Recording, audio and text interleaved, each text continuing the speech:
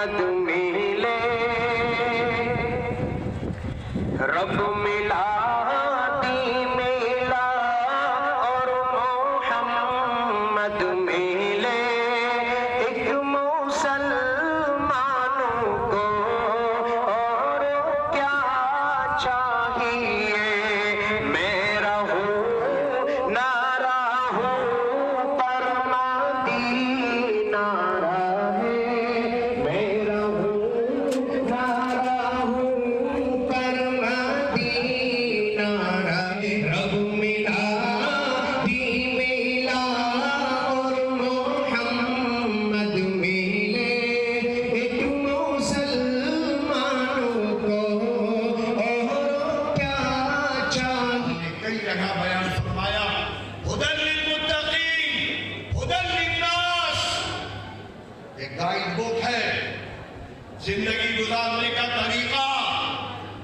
کیسے دن اور رات گزارو گے کیا کیا کرو گے آنکھ کان ذہن دماغ کیسے چلاؤ گے اس کے لیے اللہ نے قرآن دیا ہے اور قرآن کو سمجھنے کے لیے سب سے آخری نبی خاتم النبیین بشیر و نذیر امام المتقین امام الانبیاء سارے نبیوں کا امام حضرت محمد مصطفیٰ صلی اللہ علیہ وسلم کو دیا ہے کتنی بڑی دولت ایمان دیا قرآن دیا نبی دیا اور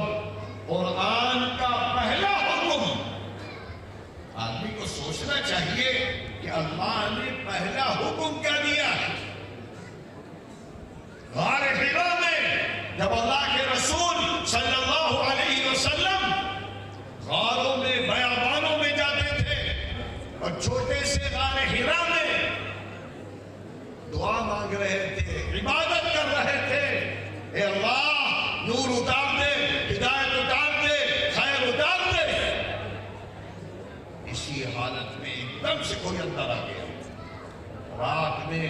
کوئی اندر آ گیا غار میں اور آتے ہی اس نے ایک لفظ کہا اقرأ پڑھو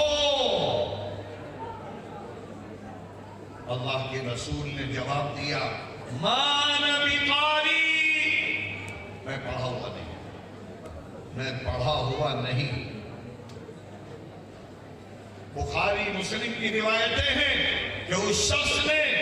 اللہ کے رسول کو گلے سے لگایا معانقہ کیا اور اس طرح کہ اللہ کے رسول فرماتے ہیں کہ معلوم ہوتا تھا کہ کہیں پسلی نہ ٹوٹ جائے پھر چھوڑا اور چھوڑتے ہی پھر دوبارہ کہا اقرأ ارے کیوں نہیں پڑھتے ہو پھر آپ نے وہی جواب دیا ما انا بقاری پڑھا ہوا نہیں 3 دفعہ یہی ہوا چوتھی دفعہ اس نے کہا اقرأ بسم ربک الذی خلق خلق الانسان من علق اقرأ وربک الاکرم الذی علم بالقلم علم الانسان ما لم يعلم یہ جیسے ہی الفاظ کہے تو اللہ کے رسول بھی دہرانے لگے اور حافظ ابن حجر نے جو بخاری کی شرح کی ہے اس میں یہ بات لکھی ہے کہ جو آنے والا تھا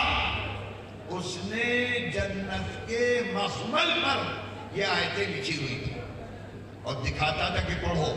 آپ فرماتے تھے میں پڑھا ہوا نہیں بار بار کہتے تھا پڑھو آپ نے فرمایا پڑھا ہوا نہیں اور یہ اس بات کی دلیل ہے اگر یہ چیز نہ ہوتی تو اللہ کے رسول کا جواب کیا ہوتا کیا پڑھوں اگر سامنے آیتیں نہ ہوتی تو آپ کہتے کیا پڑھوں تو معلوم یہ ہوا کہ سامنے وہ دکھا رہا تھا اور اس کے بعد جیسے ہی آپ نے پڑھا اتنی سی آیتوں کو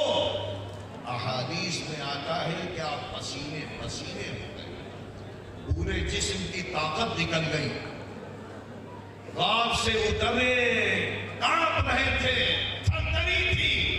یہاں تک کہ گھر گئے،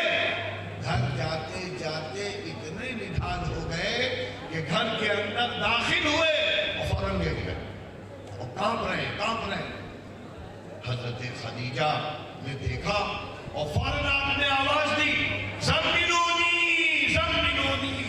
کملی اڑھاؤ، چادر اڑھاؤ، چادر۔ حضرت خدیجہ جلدی سے چادر لائی، اڑھا دی۔ تھوڑی دیر آپ لیٹے رہے،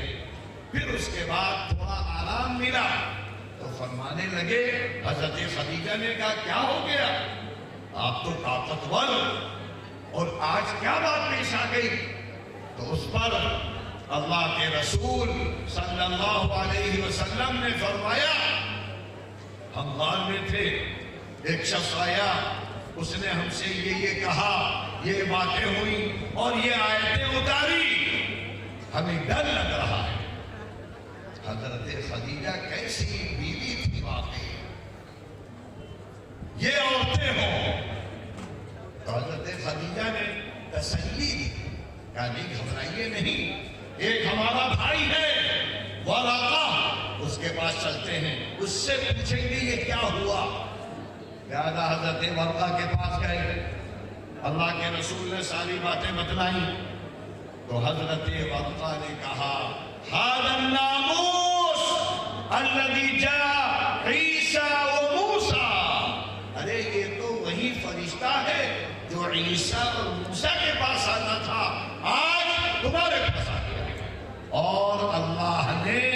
تم کو نبی بنا دیا۔ اور پھر کہا، اگر میں زندہ رہا